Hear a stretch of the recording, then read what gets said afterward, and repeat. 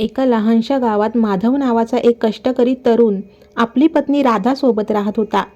माधव दिवस रात्र मेहनत मजुरी करून आपला संसार चालवत असे.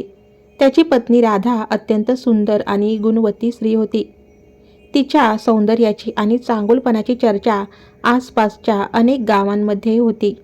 एक दिवशी माधव चिंतेत पडला आणि राधाला म्हणाला, राधा, आता या गावात राहून आपला उदरनिर्वाह होणे कठीण झाले आहे. मी ऐकले आहे की मोठ्या शहरात कामधंदा चांगला मिळतो. तुझी तयारी असेल तर आपण शहरात जाऊ, तिथे खूप मेहनत करू आणि काही पैसा कमवू. राधा नम्रपणे म्हणाली, तुमची जिथे इच्छा असेल तिथेच माझे घर असेल. तुम्ही सांगाल तसे करूया. दोघांनी आपला थोडाफार संसार गाठोड्यात बांधला आणि शहराच्या दिशेने प्रवास सुरू केला. अनेक दिवस ते जंगले आणि डोंगर दऱ्या पार करत चालत राहिले. परंतु एका घनदाट जंगलाच्या निर्जन वाटेवरून जात असताना अचानक 5 दरोडेखोरांनी त्यांना घेरले. दरोडेखोरांनी त्यांच्याकडील उरलेले पैसे, कपडे, दागिने आणि खाण्यापिण्याचे सर्व सामान हिरावून घेतले. एवढेच नाही तर एका दरोडेखोराने राधाच्या गळ्यातील चांदीची माळही ओढून घेतली आणि ते पसार झाले. काही क्षणात दोघेही पूर्णपणे रिकाम्या हाताने उभे राहिले. माधव निराश होऊन म्हणाला, राधा, आता आपल्याकडे काहीच उरले नाही, ना पैसा ना अन्न. आता आपण काय करणार? राधा धीर देत म्हणाली, ज्या देवाने आजवर आपले रक्षण केले आहे तोच पुढेही मार्ग दाखवेल. हिम्मत हारू नका. आपण कसे तरी शहरात पोहोचूया. दोघेही पुन्हा शहराच्या दिशेने चालू लागले. अनेक तास उपाशी तापाशी चालल्यानंतर अखेर माधव आणि राधा शहराच्या वेशीवर पोहोचले. थकव्यामुळे दोघांची पावलं लटपटत होते. चिंता त्यांच्या चेहऱ्यावर स्पष्ट दिसत होती. तितक्यात रस्त्याच्या कडेला एका भल्या मोठ्या वडाच्या झाडाखाली त्यांना एक वृद्ध फकीर बाबा ध्यान अवस्थेत बसलेले दिसले. फकीर बाबांना पाहून माधवच्या मनात विचार आला की या फकीराला आपली अडचण सांगावी. कदाचित ते काही मार्ग दाखवतील. दोघेही फकीराच्या जवळ गेले आणि अत्यंत नम्रतेने आपली व्यथा मांडली. माधव म्हणाला, बाबा, आम्ही खूप मोठ्या संकटात आहोत. वाटेत दरोडेखोरांनी आमचे सर्व काही लुटले. आमच्याकडे ना पैसे उरले आहेत, ना कपडे, ना खाण्याचे सामान. या अनोळखी शहरात आम्ही अगदी एकटे आहोत. कृपया आम्हाला काहीतरी मार्ग दाखवा. त्यांच्या चेहऱ्यावरील थकवा आणि हताशपणा पाहून फकीर बाबांना त्यांची दया आली. ते म्हणाले, बाळा, तुला देण्यासाठी माझ्याकडे धनदौलत नाही, कारण मी स्वतः एक फकीर आहे. पण काळजी करू नकोस. या शहरातील एक धनिष्ठ धर्माजी सावकाराला मी ओळखतो. तो गरजू लोकांना पैसे व्याजाने देतो. तू त्यांच्याकडे जा आणि तुझी अडचण सचोटीने सांग. तो नक्कीच तुला मदत करेल. यानंतर फकीर बाबांनी त्यांना सावकाराच्या वाड्याचा पत्ता समजावून सांगितला आणि दोघांच्या डोक्यावर हात ठेवून आशीर्वाद दिला. फकीराचा आशीर्वाद घेऊन माधव आणि राधा नव्या आशेने सावकाराच्या वाड्याकडे निघाले. काही वेळातच ते सावकाराच्या भव्य वाड्यासमोर पोहोचले. दोघांनी धीर एकवटून आत प्रवेश केला. जशी धर्माजी सावकाराची नजर राधावर पडली, तो काही क्षणासाठी तिच्याकडे पाहतच राहिला. राधाच्या सौंदर्याने सावकाराच्या मनात वाईट हेतू आणि लालसा निर्माण केली. दुसरीकडे माधव आपल्या चिंतेत इतका बुडाला होता की त्याला सावकाराच्या बदललेल्या नजरेची जराही शंका आली नाही. माधवने हात जोडून नम्रपणे म्हटले, सावकारजी, आम्ही खूप दूरवरून आलो आहोत. वाटेत दरोडेखोरांनी आमचे सर्व काही लुटले. आता आमच्याकडे राहायला आसरा नाही आणि काम सुरू करायला पैसा नाही. कृपया माझ्यावर दया करा आणि मला काही रुपये उसने द्या. मी दिवसरात्र मेहनत करून तुमचा एक एक पैसा व्याजासकट परत करेन. सावकार गंभीर आवाजात म्हणाला, मी गरजूंना मदत करतो, पण माझा एक नियम आहे. कोणतीही वस्तू गहाण ठेवल्याशिवाय मी कोणालाही पैसे देत नाही. सांग, तुझ्याकडे गहाण ठेवायला काय आहे? हे ऐकून माधवचा चेहरा उतरला. त्याच्याकडे गहाण ठेवण्यासाठी काहीच नव्हते. तो थोडा वेळ शांत उभा राहून विचार करू लागला. अखेर त्याने जड अंतःकरणाने म्हटले, सावकारजी, आमच्याकडे गहाण ठेवण्यासाठी सामान नाही. पण तुमची हरकत नसेल तर माझी पत्नी राधा हिलाच तुमच्याकडे गहाण ठेवा. मी लवकर मेहनत करून तुमचे सर्व कर्ज फेडेन आणि माझ्या पत्नीला आदराने परत घेऊन जाईन. तोपर्यंत ती तुमच्याकडे सुरक्षित राहीन. सावकार तर मनातल्या मनात याच संधीची वाट पाहत होता. त्याने आपला आनंद लपवत लगेच म्हटले, ठीक आहे, तुझ्या शब्दावर विश्वास असेल तर मी तुला 500 रुपये उसने देतो. जसे तू माझे पैसे परत करशील तुझ्या पत्नीला घेऊन जा. असे म्हणून त्याने 500 रुपये माधवच्या हातात टेकवले आणि आपल्या नोकरांना राधाच्या राहण्याची सोय करण्याचा आदेश दिला.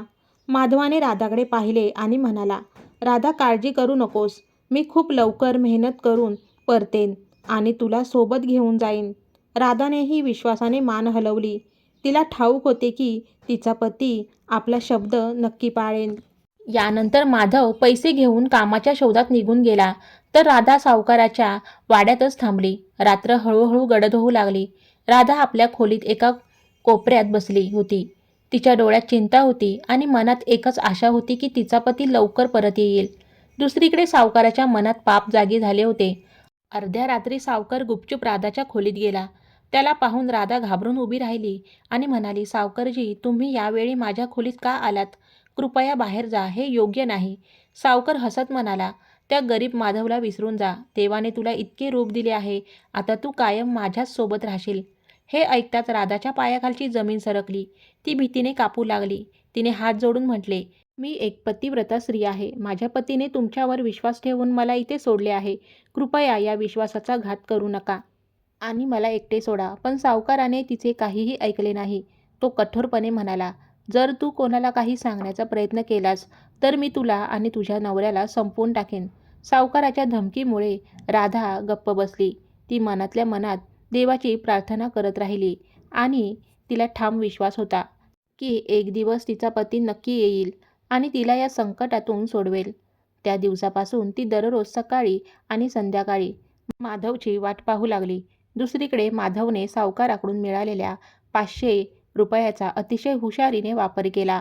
उसने मिळालेल्या पैशातून त्याने धान्याचा छोटासा व्यापार सुरू केला. त्या भल्या पहाटे आसपासच्या गावामध्ये जात असे. शेतकऱ्यांकडून योग्य भावात गहू आणि तांदूळ खरेदी करत असे आणि मग ते मोठ्या बाजारात चांगल्या दराने विकत असे. सुरुवातीला त्याला अनेक अडचणीचा सामना करावा लागला, पण त्याने कधीही हिंमत हारली नाही. त्याची अहोरात्र मेहनत, प्रामाणिकपणा आणि चिकाटीचे फळ त्याला मिळू लागले. हळूहळू त्याचा व्यापार वाढत गेला आणि काहीच महिन्यात त्याने इतका पैसा कमावला की तो सावकाराचे सर्व कर्ज व्याजासकट फेडू शकत होता. पुरेसे पैसे साचताच त्याच्या मनात सर्वात पहिला विचार आपल्या पत्नीचा आला. एक क्षणही न घालवता तो थेट सावकाराच्या वाड्यावर पोहोचला. सावकारासमोर जाऊन त्याने आदराने म्हटले, सावकारजी, मी तुमचे सर्व कर्ज व्याजासकट परत करायला आलो आहे. तुमच्या कृपेने मला काम मिळाले आणि मी यशस्वी झालो. आता कृपया माझी पत्नी राधा हिला माझ्या स्वाधीन करा. मी तिला सन्मानाने घरी नेऊ इच्छितो. हे ऐकताच सावकार काही क्षण शांत झाला. नंतर त्याने खोटे दुःख दाखवत म्हटले, मला खूप वाईट वाटत आहे माधव. तुझी पत्नी 2 महिन्यापूर्वी अचानक खूप आजारी पडली. मी तिच्यावर खूप उपचार केले, पण लाख प्रयत्नानंतरही तिला वाचवता आले नाही. ती आता या जगात नाही. हे ऐकून माधवच्या पायाखालची जमीनच सरकली. त्याचा स्वतःच्या कानावर विश्वासच बसत नव्हता. तो तिथेच जमिनीवर बसला आणि ढसाढसा रडू लागला. हे देवा, हे तू काय केलेस? मी तर माझ्या पत्नीला परत नेण्यासाठी आलो होतो. माझी राधा मला सोडून कशी जाऊ शकते? काही वेळ रडल्यानंतर त्याने कसेबसे आपले अश्रू पुसले आणि जड अंतःकरणाने म्हणाला, सावकारजी, नशिबात जे लिहिले होते तेच झाले. आता ते बदलता तर येत नाही. तुम्ही तुमचे सगळे पैसे व्याजासकट घेऊन टाका, जेणेकरून माझे कर्ज संपेल आणि पत्नीला गहाण ठेवल्याचे पाप माझ्या डोक्यावरून उतरेल. परंतु सावकाराने बनावट सहानुभूती दाखवत म्हटले, नाही भावा, मी तुझ्याकडून पैसे कसे घेऊ? जेव्हा मी तुझी अमानतच तुला परत करू शकलो नाही, तर मला हे धन घेण्याचा कोणताही अधिकार नाही. सावकाराच्या या गोड बोलण्यावर माधवला जराही संशय आला नाही. तो भंगलेल्या मनाने आणि जड पायांनी वाड्याबाहेर पडला. वाड्याबाहेर आल्यावर माधवाचे मन पूर्णपणे तुटले होते. त्याच्या डोळ्यातून अश्रू थांबत नव्हते. पुढे कुठे जावे आणि कुणाला आपले दुःख सांगावे हे त्याला सुचत नव्हते. चालता चालता त्याला अचानक त्याच वृद्ध फकीर बाबांची आठवण आली, ज्यांनी पहिल्यांदा त्याला मार्ग दाखवला होता. तो न थांबता पुन्हा त्याच वडाच्या झाडाखाली पोहोचला. फकीर बाबा नेहमीप्रमाणे शांतपणे नामस्मरण करत होते. माधव त्यांच्या पाया पडला आणि रडक्या आवाजात म्हणाला, "बाबा, सर्व काही संपले. मी कर्ज फेडायला परत आलो होतो. पण सावकार म्हणतोय की माझी पत्नी राधा आजाराने वारली. आता माझ्या जगण्याला काहीच आधार उरला नाही." यावर माधवाने सावकाराच्या वाड्यावर घडलेला संपूर्ण प्रकार फकीरांना विस्ताराने सांगितला. फकीर बाबांनी सर्व काही शांतपणे ऐकून घेतले. मग ते गंभीर स्वरात म्हणाले, "बाळा, मन घट्ट कर. मला पूर्ण खात्री आहे की सावकाराने तुझ्याशी कपट केले आहे. तुझी पत्नी मेलेली नाही, ती जिवंत आहे. सावकाराने तिला आपल्या वाड्यात लपवून ठेवले आहे." माधवाने आश्चर्याने फकीराकडे पाहिले. त्याच्या मनात पुन्हा आशेचा किरण जागा झाला. फकीर पुढे म्हणाले, "आता वेळ आली आहे की तू न्यायाचा आसरा घ्यावास. या राज्याचे राजा विक्रमसिंह अत्यंत न्यायप्रिय आणि बुद्धिमान मानले जातात. तू त्यांच्या दरबारात जा, त्यांना संपूर्ण सत्य सांग आणि न्यायाची मागणी कर. सत्याची साथ दिलीस तर तुला नक्कीच न्याय मिळेल." फकीराच्या शब्दांनी माधवाच्या मनात पुन्हा हिंमत निर्माण केली. त्याने फकीराच्या चरणांना स्पर्श केला आणि राजा विक्रमसिंह यांच्या राजदरबाराकडे जाण्यास निघाला. दुसऱ्याच दिवशी माधव राजा विक्रमसिंह याच्या भव्य दरबारात पोहोचला. दरबारात मंत्री, सैनिक आणि अनेक सभासद उपस्थित होते. आपली पाळी आल्यावर तो राजासमोर गेला, हात जोडून मुजरा केला आणि आपली संपूर्ण कहाणी सुरुवातीपासून शेवटपर्यंत सांगून टाकली. तो म्हणाला, "महाराज, मी माझी पत्नी राधा हिला धर्माजी सावकाराकडे काही काळासाठी गहाण ठेवून गेलो होतो.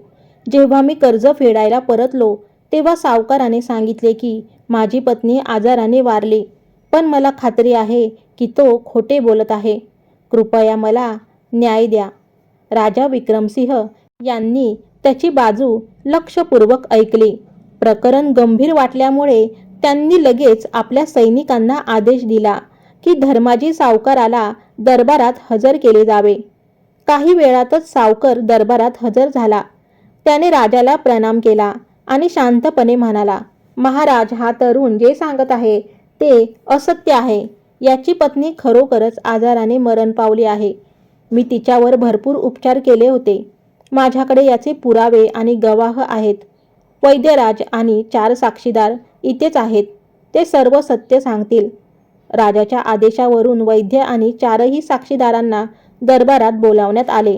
सर्वांनी एका सुरात सावकाराच्या सांगण्याला पाठिंबा दिला आणि सांगितले की राधाचा मृत्यू झाला असून तिच्यावर अंत्यसंस्कारही करण्यात आले आहेत. जेव्हा एकाच वेळी एवढ्या लोकांनी एकच गोष्ट सांगितली तेव्हा राजा विक्रमसिंह यांनाही त्यांच्या बोलण्यावर विश्वास बसू लागला.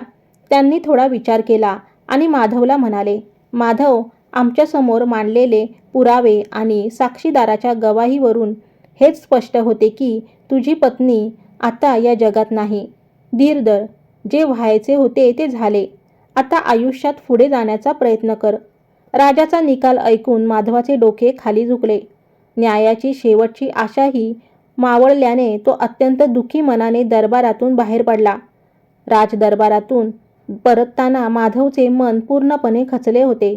हताश होऊन तो पुन्हा त्याच वडाच्या झाडाखाली पोहोचला. फकीराने त्याचा उदास चेहरा पाहून विचारले, "काय झाले बाळा? राजाने तुझे ऐकले नाही का?" माधवाने दरबारात घडलेला सर्व प्रकार सांगितला. त्याने सांगितले की सावकाराने वैद्य आणि 4 खोटे साक्षीदार आणून राजाचा विश्वास संपादन केला.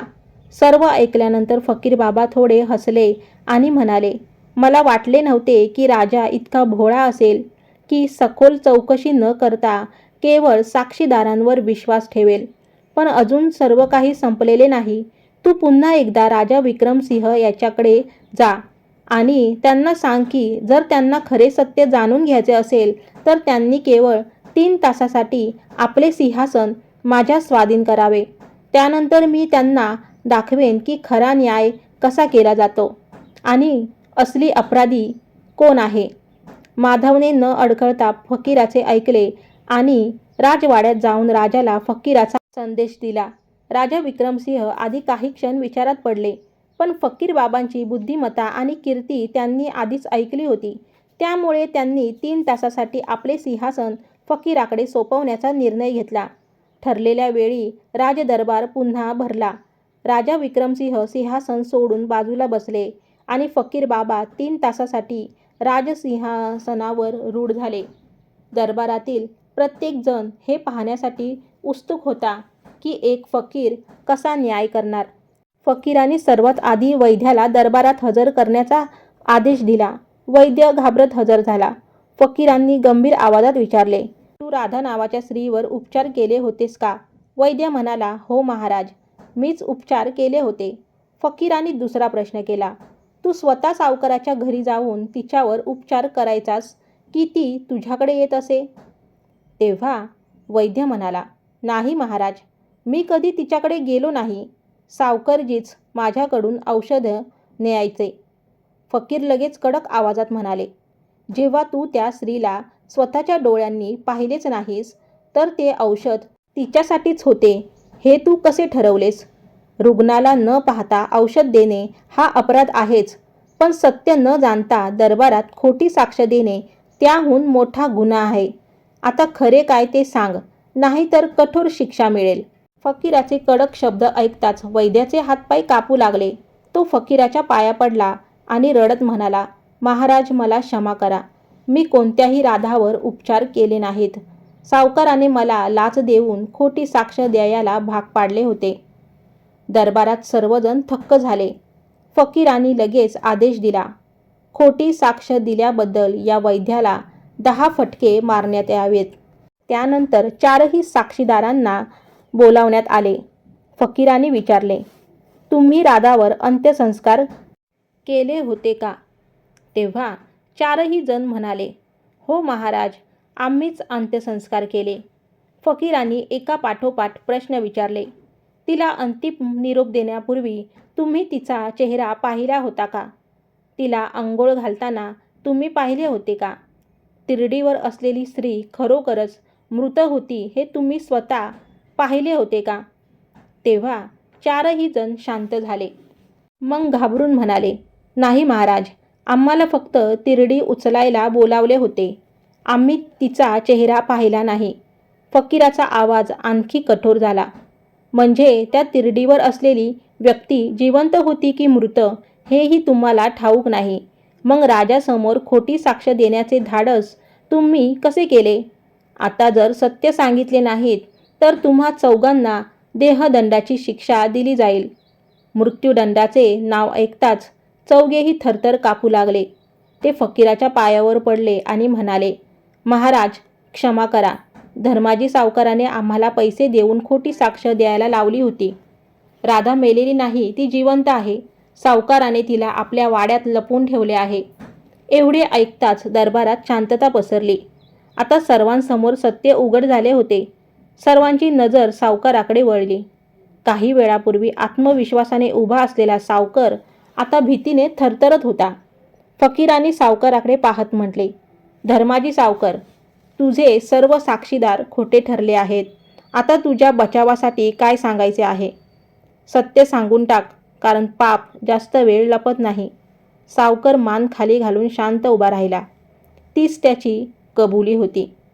फकीरांनी लगेच आदेश दिला, "सैनिकांनो, आत्ताच्या आत्ता सावकाराच्या वाड्यात जा आणि राधा हिला सन्मानाने दरबारात घेऊन या." सैनिक तात्काळ निघाले आणि काही वेळातच राधाला सोबत घेऊन दरबारात आले. जशी माधवची नजर राधावर पडली, त्याच्या डोळ्यातून आनंदाश्रू वाहू लागले. तो धावत तिच्याकडे गेला आणि म्हणाला, "राधा, तू खरोखर जिवंत आहेस."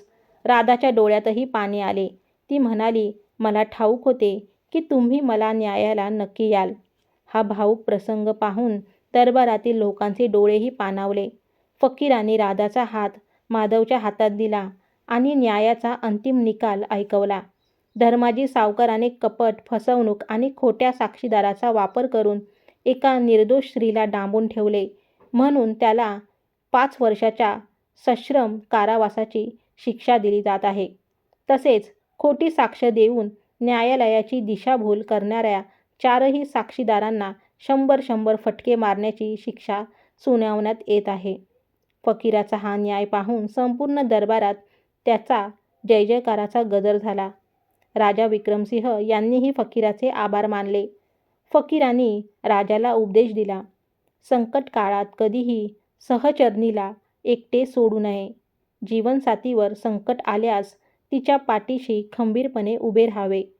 कोणावरही आंधळेपणाने विश्वास ठेवू नये आणि न्यायाचे रक्षण करावे. त्यानंतर माधव आपल्या पत्नी राधाला घेऊन आपल्या गावी परतला. त्याने प्रामाणिकपणे मेहनत केली आणि काही वर्षात एक मोठा आणि यशस्वी व्यापारी बनला. धर्माजी सावकर तुरुंगात गेला तर खोट्या साक्षीदारांना योग्य दंड मिळाला. फकीर बाबा पुन्हा आपल्या वडाच्या झाडाखाली जाऊन प्रभुचिंतनात मग्न झाले.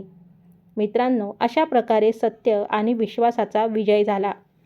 प्रिय प्रेक्षकांनो, आजची ही कथा तुम्हाला कशी वाटली आम्हाला कमेंट करून नक्की सांगा. तसेच एके ऑल कंटेंट चॅनलला सबस्क्राईब करायला विसरू नका. तुमचा एक सपोर्ट आम्हाला अशाच नवनवीन कथा आणण्यासाठी प्रेरणा देतो. चला तर मग भेटूया पुढच्या व्हिडिओमध्ये. धन्यवाद.